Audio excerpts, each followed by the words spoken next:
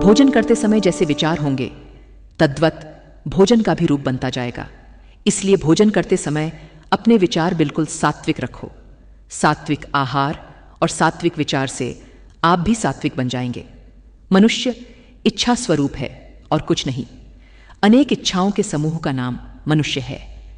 जैसे जैसे उसकी इच्छा विश्वास में परिवर्तित होती जाएगी, वैसे वैसे उसका रूप भी एक विचित्र सांचे में ढलता जाएगा।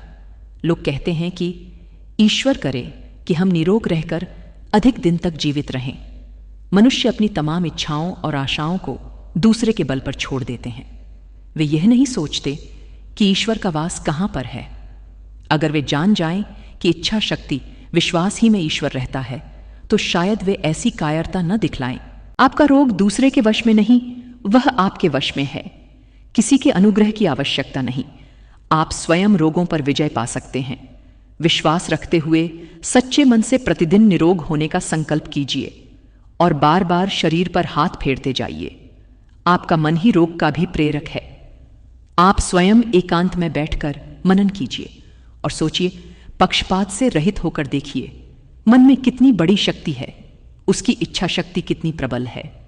आप बलवान और स्वतंत्र बनने के लिए मन की इच्छा शक्ति से काम लिए हुए उस पर विश्वास रखकर आगे बढ़िए।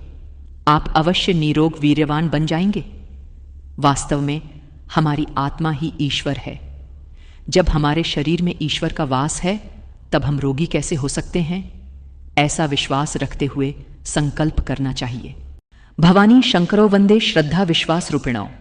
गोस्वामी जी के पूर्वोक्त वचनों का भावार्थ यह है कि शंकर अर्थात परमात्मा विश्वास रूप ही है।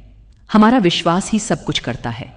यह स्पष्ट है कि बिना विश्वास के ईश्वर भी कुछ नहीं करता। अतः सच्चा ज्ञान यही है कि हमारा विश्वास और मन सब कुछ कर सकता है। जो आप चाहते हैं, आप ही की आत्मा, आप ही का विश्वास और आप ही का मन सब कुछ कर सकता है।